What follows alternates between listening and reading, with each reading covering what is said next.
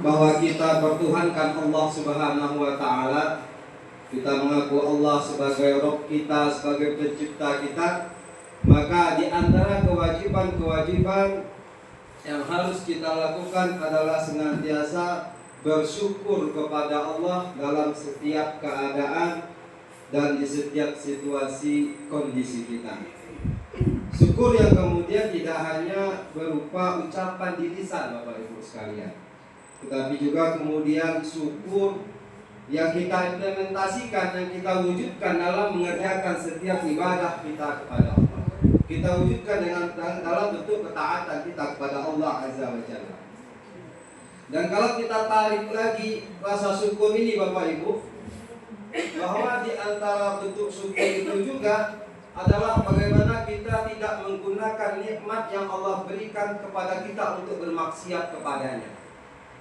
Maka pernah dalam suatu pembicaraan tasawuf, nah ini Pak Dil Hamdi ini pakarnya, bahwa pernah orang bertanya, bolehkah kita bermaksiat kepada Allah? Kira-kira Bang Ade boleh atau tidak? Tidak. Itu kan jawaban teoritis. Sejatinya, jadi ketika seorang salik, seorang murid dalam tasawuf bertanya kepada gurunya, bolehkah bermaksiat? Silakan. Boleh, tidak dilarang, kan? Kadang kita kan terlalu banyak bicara karena teoritis, ya, anti maksiat segala macam. Nah, tapi dalam ranah praktis kan berbeda. Maka ketika seorang salik bertanya kepada mursyidnya, mursyid istilahnya, dia bertanya, bolehkah bermaksiat? Boleh, silakan bermaksiat, tapi dengan beberapa syarat. Apa? Dan ini mungkin Bapak Ibu bisa juga, kalau maksiat boleh, silakan, tidak ada yang melarang. Tetapi harus dengan beberapa indikator yang kita perhatikan. Apa itu? Yang pertama, boleh kita bermaksiat kepada Allah dengan catatan kita maksiat itu tidak menggunakan nikmat yang Allah berikan kepada kita. Mau nengok yang diharamkan, monggo silakan, tapi jangan gunakan mata yang Allah berikan kepada kita. Pakai mata ini, pakai mata sapi. Kemudian setelah tidak menggunakan nikmat yang Allah berikan kepada kita, kemudian silahkan kalian bermaksiat, tapi di tempat di mana Allah tidak mengetahui kalian ketika bermaksiat. Silakan. Mau cari belahan bumi yang mana, silakan. Silakan maksiat di tempat di mana Allah tidak mengetahui kalian. Jadi bisa menutup dari pandangan itu. Yang ketiga, mau maksiat boleh setelah tidak menggunakan nikmat yang Allah berikan, setelah tidak di tempat yang Allah tidak bisa melihat kalian, maka kira-kira sanggupkah nanti menerima balasan yang Allah sediakan di akhirat kelak? Misal kita menggibah, ya kan, menggunjing, itu nanti minimal ya di akhirat digunting lidah kita gitu, atau bibir kita digunting. Maka misalnya suatu hari lihat suatu fenomena pengen menggibah dan menggunjing, silakan coba tes dulu gunting kita yang sanggup lah. Jadi boleh maksud itu, tapi penuhilah ketentuan ketentuan. Nah, makanya dikatakan bahwa salah satu bentuk kita bersyukur adalah tidak menggunakan nikmat yang Allah berikan untuk bermaksiat kepadanya. Kemudian Bapak Ibu dirahmati oleh Allah Subhanahu wa taala, salawat dan salam semoga senantiasa tersampaikan kepada panutan kita, tauladan kita, yakni Nabi besar Muhammad sallallahu alaihi wasallam. Allahumma shalli ala sayyidina Muhammad wa ala ali sayyidina Muhammad. Bapak Ibu sekalian dirahmati oleh Allah Subhanahu wa taala. Tidak banyak yang dapat kami sampaikan dalam kesempatan yang mulia pada pagi hari ini. Tadi sekilas kami lihat kalender Hijriah, maka saat ini kita berada pada tanggal 16 Rajab 1447 Hijriah. Maka Bapak Ibu sekalian, kita bercerita bahwa ketika kita di bulan Rajab, yang mana merupakan satu di antara bulan-bulan haram, bulan-bulan dimuliakan oleh Allah Subhanahu wa taala, maka di bulan Rajab ini Bapak Ibu ada suatu peristiwa penting, ada suatu momen besar yang menjadi memori kolektif setiap manusia dari zaman ke zaman. Apa peristiwa itu Bapak Ibu? Halo. Hai.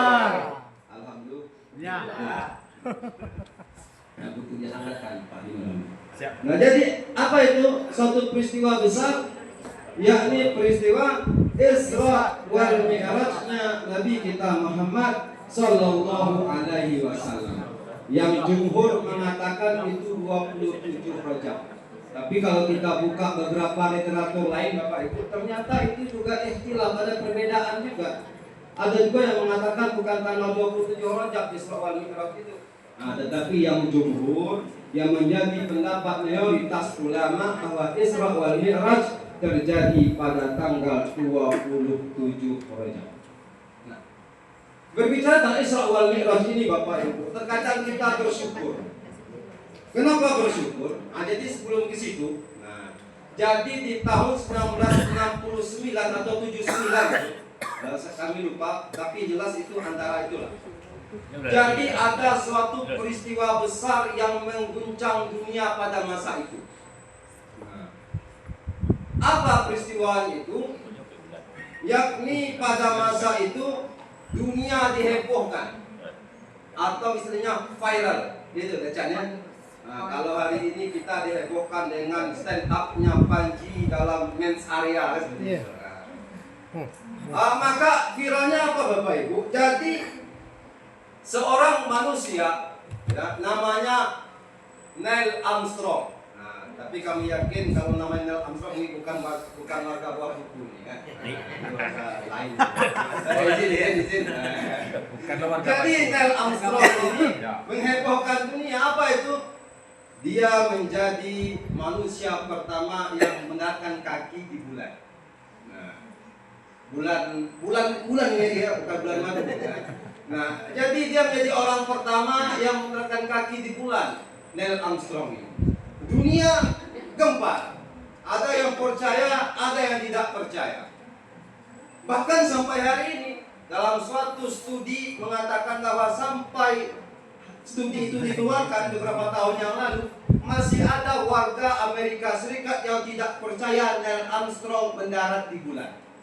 Masih ada. Karena sekarang kita sudah menengok teknologi berkembang ya kan. Roket sudah ditemukan, pesawat jet segala macam sudah ditemukan, masih ada orang yang nggak percaya dan bahkan menganggap itu sebagai rekayasa film saja atau semacam buatan seperti itu. Syutingnya itu pada masa itu di Arab katanya. Masih ada yang percaya. Maka apa maksudnya? Bahwa orang mendarat di bulan saja, ya kan? Di era yang sudah maju, teknologi sudah ditemukan, pesawat sudah ada, masih ada orang yang meragukan Neil Armstrong mendarat di bulan. Apalagi Isra wal Mi'raj. Itu 1400 tahun yang lalu. Jangankan Honda, Toyota yang ada hanya unta kan seperti itu.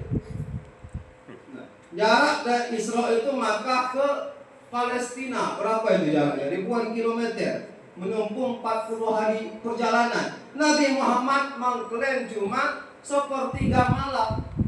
Maka Isra wal Mi'raj menjadi ujian terbesar bagi umat Islam pada saat itu. Maka terkadang Pak, kita bersyukur nggak jadi sahabat. Kalau kita baca hadis, khairul quruni qarni, tsummal ladzina yalunahum tsummal ladzina yalunahum. Bahwa generasi terbaik generasiku. Generasi sahabat, generasi terbaik. Kemudian setelahnya tabi'in, kemudian setelahnya tabi'ut tabi'in. Kita generasi belakangan, kita generasi milenial. Tapi kita bersyukur tidak jadi sahabat. Kenapa? Di antaranya kita begini, jangan-jangan kalau seandainya kita ingat jadi sahabat, jangan-jangan kita termasuk orang yang tidak percaya sama Isra wal Mi'raj itu. Karena memang ujian terbesar pada hari itu. Goncang dunia Arab itu. Ini Muhammad sudah mulai stres ini. Bagaimana mungkin dia bisa Isra wal Mi'raj? Nah, kalau kita jadi sahabat masuk golongan yang membenarkan Isra wal Mi'raj, alhamdulillah. Tapi sempat di sahabat yang tak membenarkan, kacau juga kita kan. Maka Bapak Ibu, dikisahkan juga maka sampai ada orang Quraisy itu saking tidak percayanya, ya kan? Maka dia datang kepada Nabi Muhammad. Ya Muhammad, gitu, karena dia orangnya lembut, ya kan? Nggih masuk mah kok. Ya, hah? Nggih masuk mah. Bahasa Arab. Langsung balik. Jadi, ya Muhammad. Kan, ada punten ya, kita hanya menyebutnya kan. Jadi, coba angkat kaki sebelah. Diangkat sama Nabi. Nah, ini kan Nabi Muhammad sama atau antannya, dia angkat kaki sebelah. Sudah. Sekarang angkat sebelah lagi. Oh, yo mak iso gitu kan. Dia tak bisa gitu. Kalau saya angkat pas saya jatuh ya kan. Siapa dia? Angkat sebelah bisa, angkat sebelah ya tentu kita jatuh. Nah, Muhammad, engkau saja tidak bisa naik sejengkal dari bumi dengan dua kaki terangkat. Bagaimana mungkin engkau bisa sampai ke Palestina, sampai kemudian Mi'raj? Yang benar aja tuh, nggak percaya. Nah, maka memang Isra wal Mi'raj itu menjadi ujian terbesar bagi umat Islam pada masa itu. Nah, maka di satu sisi bersyukur kita hidupnya sekarang bisa menerima dengan iman dan juga bisa mencerna dengan akal kita karena kita sudah dihadapkan dengan teknologi yang canggih seperti itu. Bapak Ibu sekalian dirahmati oleh Allah Subhanahu wa taala. Boleh lanjut atau sudah nih Pak Muhammad? Lanjut atau sudah Pak? Karena saya yakin ini provokatornya Pak Rizal. Langsung. Dah telu sedang buka. Dia telu sedang buka Dek. Bapak Ibu yang dirahmati oleh Allah. Kalau kita berbicara Isra wal Mi'raj itu pasti kita tertuju pada surat Al-Isra ayat 1. Gitu kan? Subhanallazi asra bi 'abdihi lailan minal masjidil haram ilal masjidil aqsa allazi barakna hawlahu linuriyahu min ayatina innahu was-sami'ul basir. Nah, maka sebagai penambah celotehan kita pada pagi hari ini Bapak Ibu, saya teringat dengan seorang ulama besar. Nah, namanya itu Syekh Mutawalli Asy-Sya'rawi. Saya yakin Bapak Ibu tidak kenal, susah kenal. Nah, saya pun juga tidak kenal, cuma tahu aja. Jadi Syekh Mutawalli Asy-Sya'rawi ini merupakan seorang Syekh Al-Azhar atau istilahnya rektor kalau di universitas kita. Bahkan pernah juga menjadi mufti Mesir. Nah, yang memberikan fatwa di dalam Mesir. Maka dalam suatu kitab beliau mencoba menerjemahkan atau mencoba menafsirkan ya tentang peristiwa Isra wal Mi'raj itu dari surah Al-Isra ayat 1 ini. Nah, maka kita sampaikan beberapa poinnya saja. Yang pertama Bapak Ibu, kata Syekh Mutawalli Asy-Sya'rawi.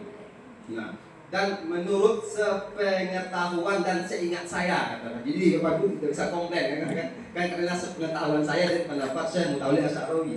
Kan itu kata Bang Panji ya, Bang Ade ya, menurut keyakinan saya ya. Nah, jadi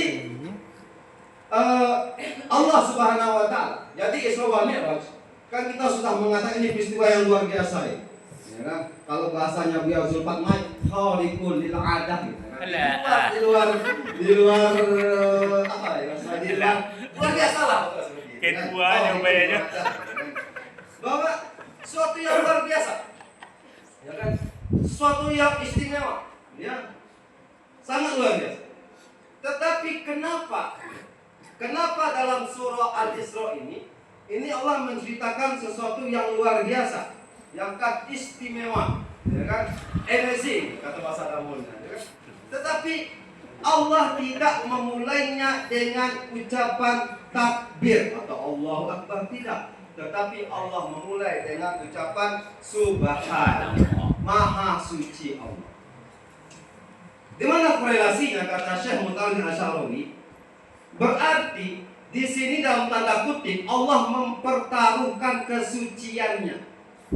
Allah mempertaruhkan kehormatannya.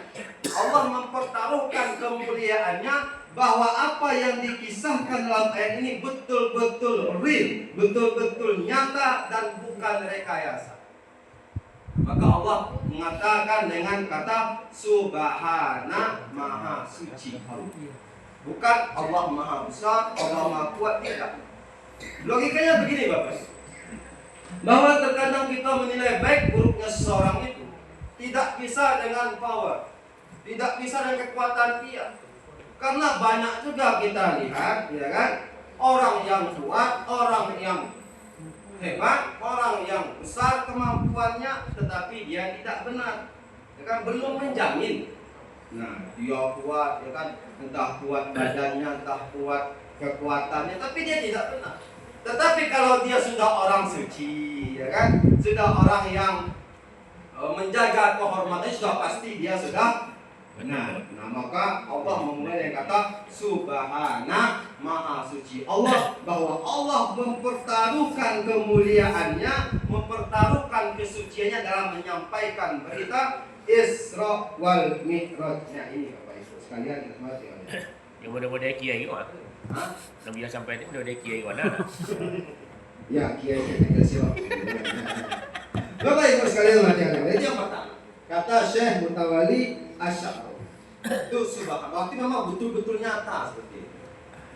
Kemudian yang kedua, subhanallazi asra. Saya kurang paham kalau untuk menerjemahkan seperti Pak Kasubag secara letter leksikal nausab, saya kurang paham ya, karena yang paham itu kan Pak Suparman, Ibnu Hamdi, Pak Kasubag, ya kan? Misul? Hah? Misul? Izin dulu nanti katanya ada. Nah, asra artinya Maha Suci Allah yang memperjalankan. Nah, jadi kalau pakai pelajaran kami di kampung itu ini pasif noun seperti itu. Artinya kata kerja pasif. Berarti Nabi Muhammad ini kalau istilah Buya Zulfaqar ini sebagai maf'ulun bih ya.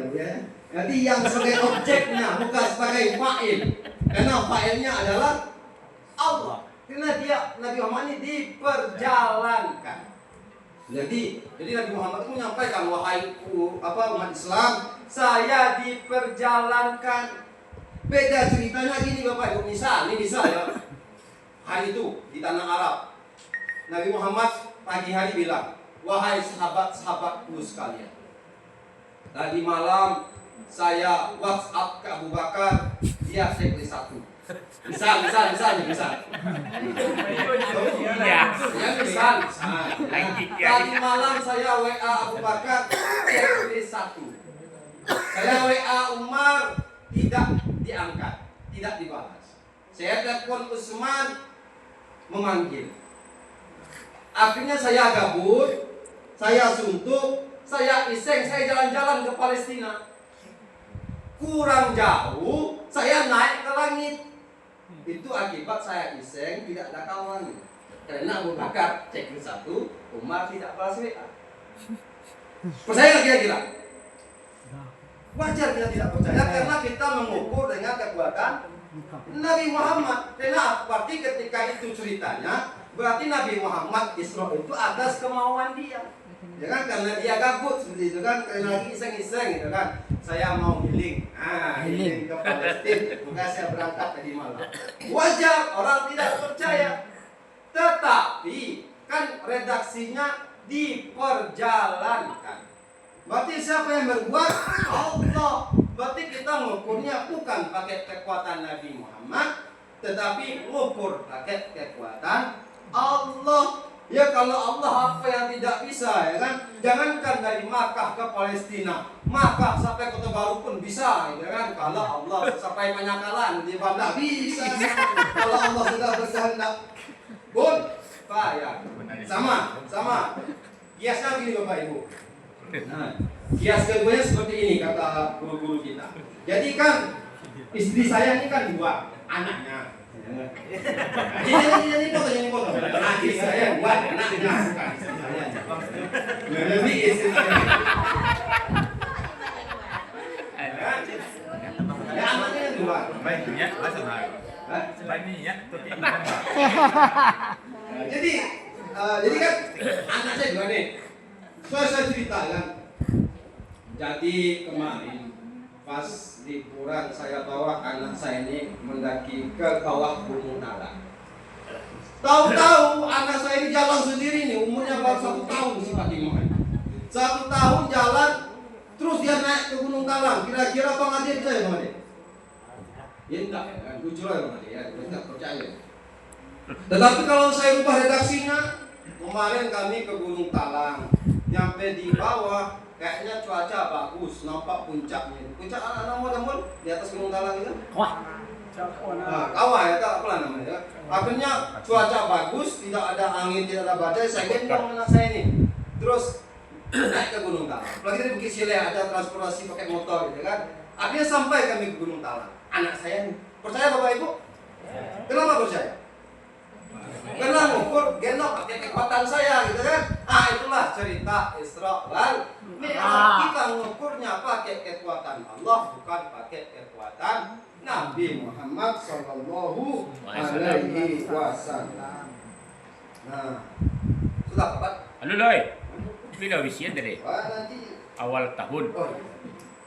Kemudian Bapak Ibu, subhanalladzi asra, maksudnya Allah yang memperjalankan. Kemudian fi abdihi, dengan hambanya. Maka kata Syekh Mutawalli Syarawi, jadi memang terbagi-bagi Bapak Ibu. Yang pertama ada kelompok yang tidak percaya Isra Mi'raj, Nabi Muhammad gila. Yang kedua ada juga yang percaya. Oh iya betul dia Isra, dia jalan tengah, main aman. Ya betul dia Isra Mi'raj, tapi dalam mimpi atau ruhnya yang pergi. Jadi jasadnya tinggal, ruhnya dibawa oleh Allah Isra wal Mi'raj sampai ke langit. Itu ada kelompok yang kedua. Maka dibantah dengan kata abdihi. Yang pertama, kalau cuma mimpi, ya ngapain? Di Al-Quran diceritakan mimpi, Pak Muhammad pun sekarang mimpi sampai ke Inggris bisa kan mimpi kan? Mimpi kan? Nah, kalau mimpi ya nggak mungkin, itu bukan suatu hal yang biasa. Kalau mimpi siapapun bisa menceritakan yang luar biasa seperti itu kan? Mimpi dari presiden pun bisa sekarang kan mimpi. Kemudian abdihi, abdun hamba. Mana yang hamba itu? Hamba itu kan tentu perpaduan antara jasad dan ruh. Kalau jasad saja namanya mayat, kalau ruh saja namanya hantu lah kan. Berarti dikatakan hamba itu. Maka otomatis yang dikatakan hamba itu adalah ruh plus jasadnya. Bagi memang suatu yang utuh Nabi Muhammad itu utuh, bukan ruhnya Muhammad saja, tapi memang betul-betul ruhnya dan Nabi Muhammad, badannya itulah yang berangkat Isra wal Mi'raj. Lunyah kiai lunyah. Lunyah taruh.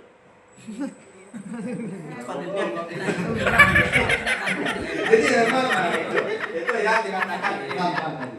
Nah Bapak Ibu, ringkas saja. Nanti biar para guru-guru yang menganjurkan.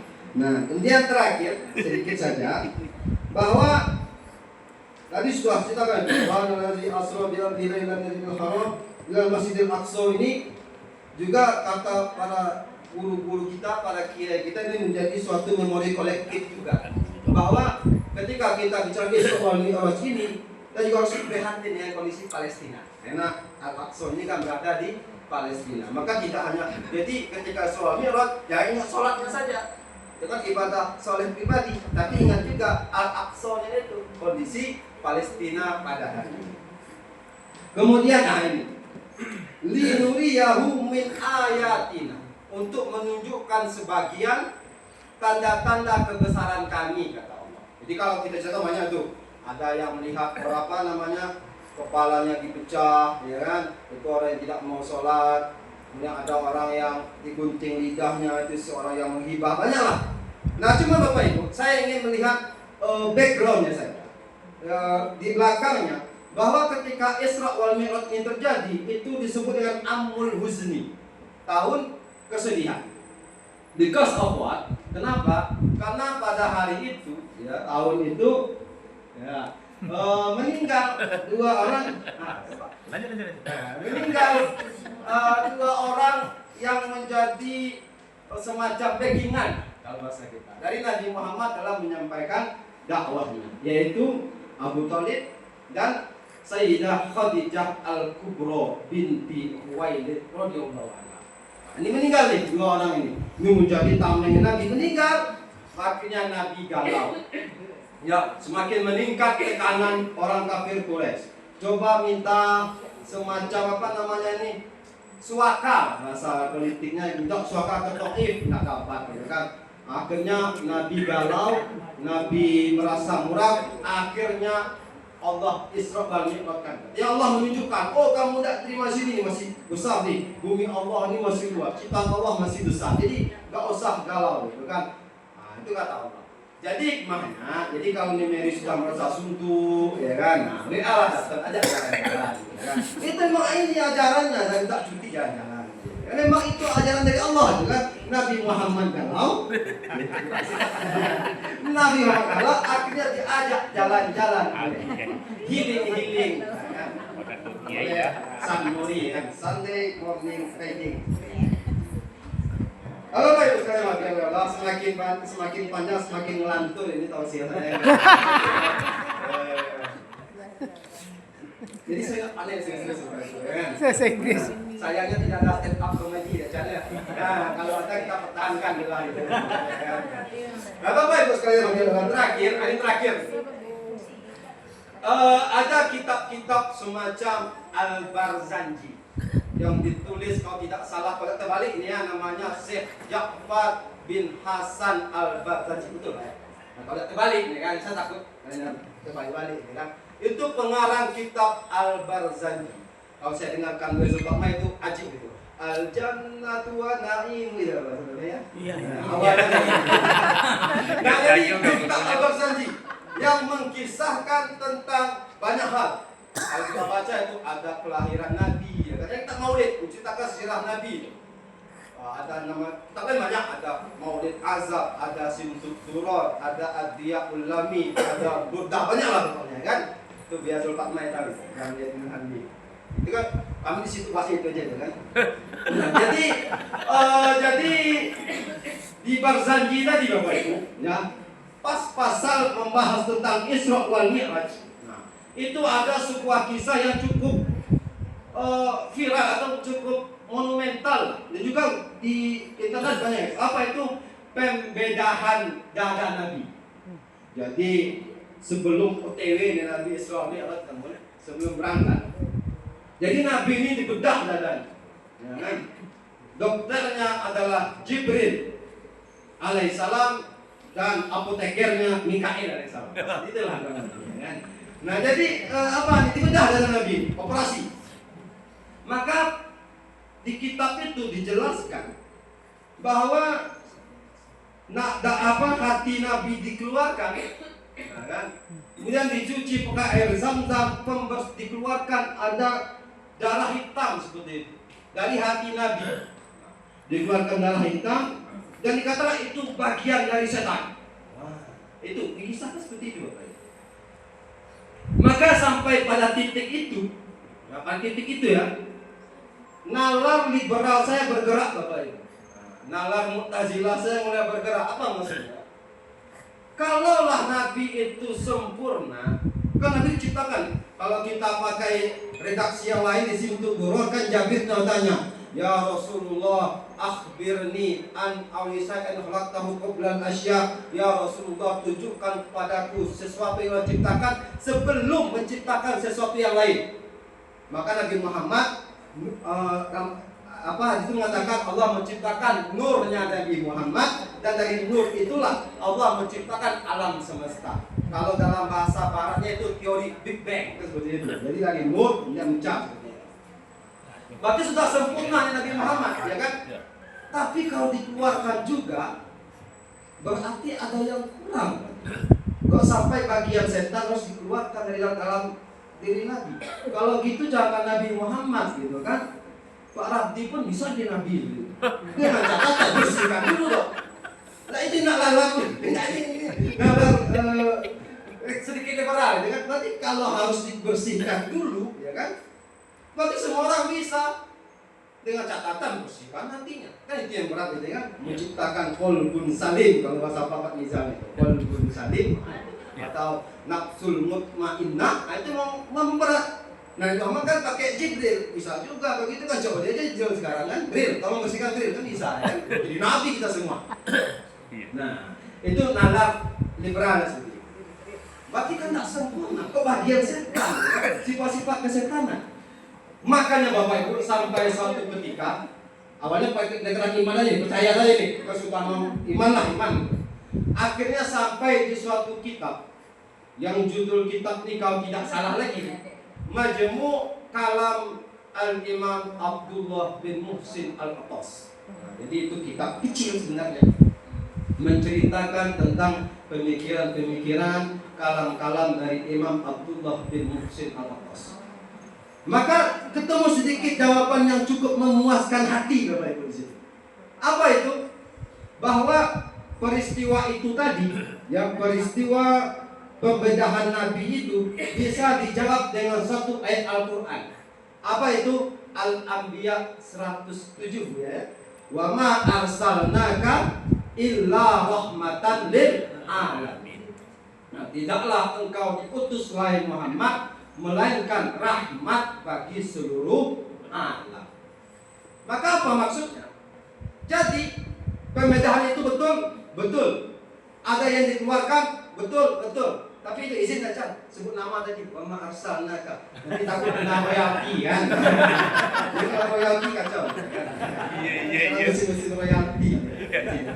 Jadi wa ma arsalnaka illa rahmatan lil alamin. Jadi pembedahan betul, yang dikeluarkan betul, darah hitam betul. Tapi yang maksud bagian setan itu bukan sifat-sifat setan, tapi maksudnya begini.